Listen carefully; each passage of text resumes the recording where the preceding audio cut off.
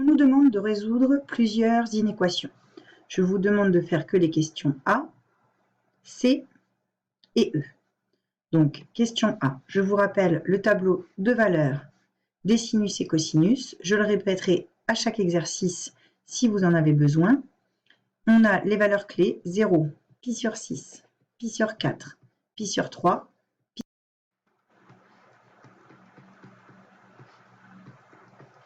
Les cosinus sont respectivement 1, racine de 3 sur 2, racine de 2 sur 2, 1 sur 2, 0, moins 1. Et le sinus, 0, 1 sur 2, racine de 2 sur 2, racine de 3 sur 2 et racine de 4 sur 2, c'est-à-dire 2 sur 2, c'est-à-dire 1, 0. On vérifie, en pi sur 4, on doit avoir la même valeur de sinus et cosinus. Nous, on voudrait que sinus de 2x soit inférieur à moins racine de 2 sur 2. Moins racine de 2 sur 2, si on regarde sur le cercle, donc on a placé les valeurs 0, 1 demi, racine de 2 sur 2, racine de 3 sur 2 pour le sinus, 1 demi, racine de 2 sur 2, racine de 3 sur 2 pour le cosinus. Là, on en est à moins racine de 2 sur 2 pour le sinus. Donc, moins racine de 2 sur 2, on se situe ici pour le sinus. Donc, ce qui nous intéresse, ce sont ces valeurs clés-là. Et on veut être inférieur ou égal à moins racine de 2 sur 2. Donc, on se situe sur cette portion de cercle. Si on remonte, cela correspond à quels angles? Il va falloir chercher cela. Donc, sinus de 2x est inférieur ou égal à moins racine de 2 sur 2, si et seulement si 2x appartient à l'intervalle moins 3 pi sur 4, moins pi sur 4, si on se situe sur un intervalle moins pi, pi, mais nous, je vous rappelle qu'on travaille sur 0 de pi. Donc, il faut mettre les valeurs équivalentes sur l'intervalle 0 de pi. Donc, sur l'intervalle 0 de pi, ici, on est en 4 pi sur 4. Donc, ici, on est en fait en 5 pi sur 4, 6 pi sur 4, 7 pi sur 4. Donc, ici, sinus de 2x est inférieur ou égal à moins racine de 2 sur 2 pour 2x appartenant à l'intervalle 5 pi sur 4, 7 pi sur 4. Et ceci, bien évidemment, modulo de pi. On va écrire cela plutôt comme un encadrement. 2x est compris entre 7 pi sur 4 plus 2 capi pour la valeur supérieure et 5 pi sur 4 plus 2 capi pour la valeur inférieure. Ce qui donne x compris entre 5 pi sur 8 plus capi et 7 pi sur 8 plus capi. Ainsi, en prenant k égale 0, on obtient x appartient à l'intervalle 5 pi sur 8, 7 pi sur 8. En prenant k égale 1, on obtient 5 pi sur 8 plus pi. Donc ça donne 5 pi sur 8 plus 8 pi sur 8, 13 pi sur 8. On est encore dans l'intervalle 0 de pi. Donc 5 pi sur 8 plus 8 pi sur 8, ça fait 13 pi sur 8. 7 pi sur 8 plus 8 pi sur 8, ça fait 15 pi sur 8. On est encore dans l'intervalle 0 de pi. Mais après ça, on dépasse. Si on prend k égale moins 1, 5 pi sur 8 moins pi, on devient 5 pi sur 8 moins 8 pi sur 8, ça devient moins 3 pi sur 8. On n'est pas dans l'intervalle 0 de pi. Et 7 pi sur 8 moins 8 pi sur 8, ça fait moins pi sur 8. On n'est pas dans l'intervalle 0 de pi. Donc, on s'arrête là. On a pris en fait pour k égale 0 et k égale 1. On va faire la même chose pour la question C. Donc, je vais changer de graphique. Et on va effacer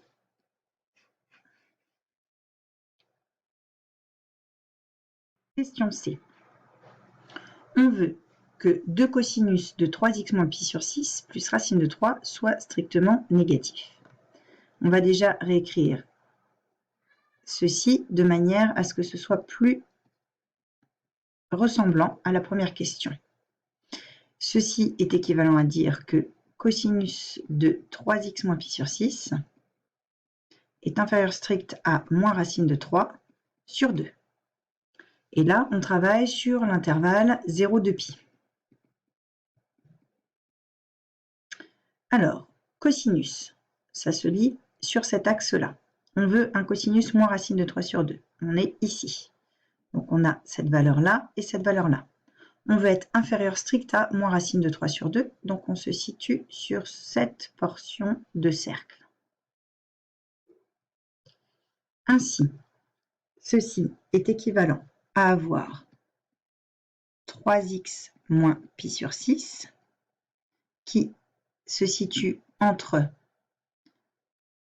5pi sur 6 et moins 5pi sur 6, mais si on est sur l'intervalle 0,2pi, c'est 5pi sur 6, 7pi sur 6.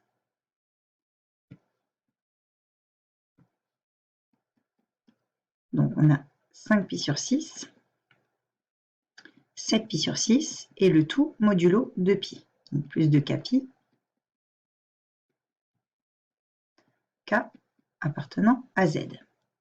Ce qui nous donne 3x compris entre 5pi sur 6 plus pi sur 6, ça fait 6pi sur 6, donc pi, plus 2 kpi.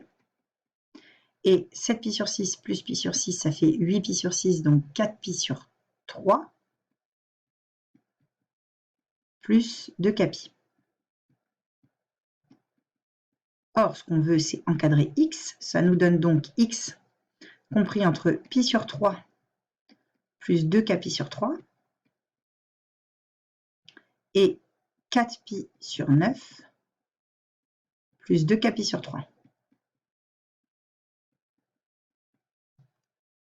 En prenant k égale 0, on obtient l'intervalle pi sur 3, 4pi sur 9, qui est bien dans l'intervalle 0,2pi. Si on prend k égale 1, on obtient pi sur 3 plus 2pi sur 3, c'est-à-dire 3pi sur 3, c'est-à-dire pi. On est bon au niveau de l'intervalle. 4pi sur 9 plus 2pi sur 3, ça fait donc 4pi sur 9 plus 6pi sur 9, soit 10pi sur 9. On est encore dans l'intervalle 0,2pi.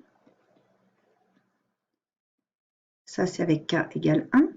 En prenant k égale 2, pi sur 3 plus 4pi sur 3, ça fait donc 5pi sur 3, qui est encore bon en termes d'intervalle dans 0,2pi, donc 5pi sur 3.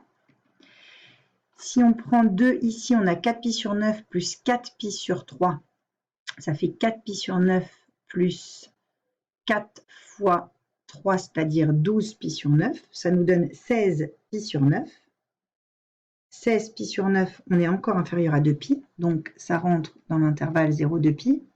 Par contre, en prenant k égale 3, on va dépasser les 2pi.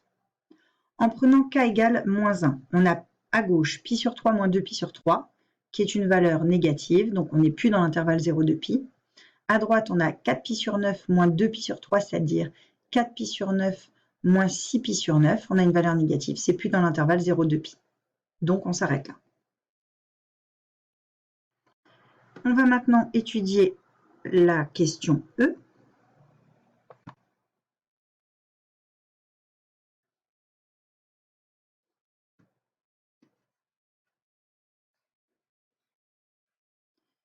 On nous donne, cette fois-ci, 1 moins 2 sinus de 4x moins pi sur 6 strictement positif. À nouveau, on va essayer de la transformer en ayant une équation ressemblant plus à celle de la question A. Donc ceci est équivalent à avoir 2 sinus de 4x moins pi sur 6 qui est inférieur strict à 1, soit encore sinus de 4x moins pi sur 6 qui est inférieur strict à 1,5. On regarde le sinus, donc c'est vertical, on veut 1,5. Donc on se situe là, on va avoir les valeurs qui sont ici. On veut que le sinus soit inférieur strict à 1,5, donc on va se situer sur toute cette portion-là.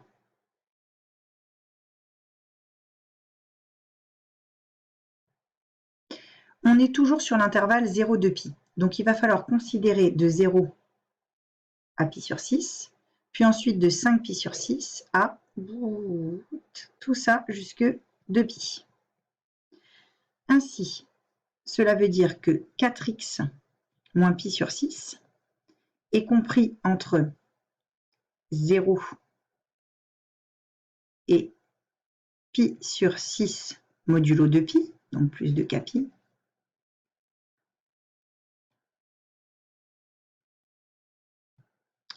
ou 4x moins pi sur 6 est compris entre 5pi sur 6 et 2pi, le tout modulo 2pi.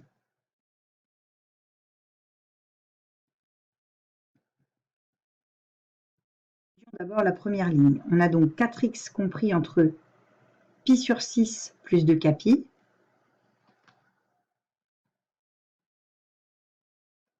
et 2pi sur 6, donc pi sur 3, plus 2 kpi. Ce qui nous donne x compris entre pi sur 24 plus 2 kpi,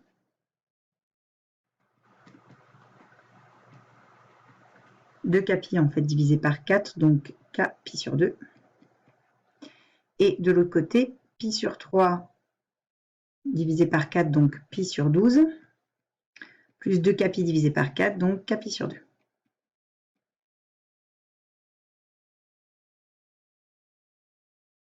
Ce qui va nous donner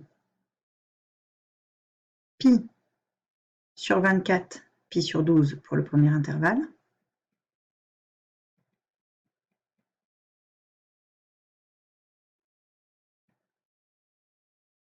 Ça, c'est quand k égale 0. La deuxième inégalité nous donne 4x compris entre 5pi sur 6 plus pi sur 6 et 6pi sur 6, donc pi plus 2 kpi. Et 2pi plus pi sur 6, ça fait en fait 12 pi sur 6 plus pi sur 6, donc 13 pi sur 6, plus 2 kpi. Ce qui nous donne x compris entre pi sur 4 plus kpi sur 2 et 13 pi sur 12 plus kpi sur 2. Donc quand k égale 0, cela nous donne l'intervalle pi sur 4, 13 pi sur 12. On rajoute modulo pi sur 2 pour chacun des intervalles. Donc pi sur 24 plus pi sur 2, ça fait pi sur 24 plus 12 pi sur 24, ça fait donc 13 pi sur 24. Pi sur 12 plus pi sur 2, ça donne pi sur 12 plus 6 pi sur 12, donc 7 pi sur 12. Celle-ci, en rajoutant pi sur 2, ça fait pi sur 4 plus pi sur 2, donc ça fait 3 pi sur 4. 13 pi sur 12 plus pi sur 2, ça fait 13 pi sur 12 plus 6 pi sur 12, donc ça fait 19 pi sur 12. Si on prend k égale 2, on va rajouter encore pi sur 2.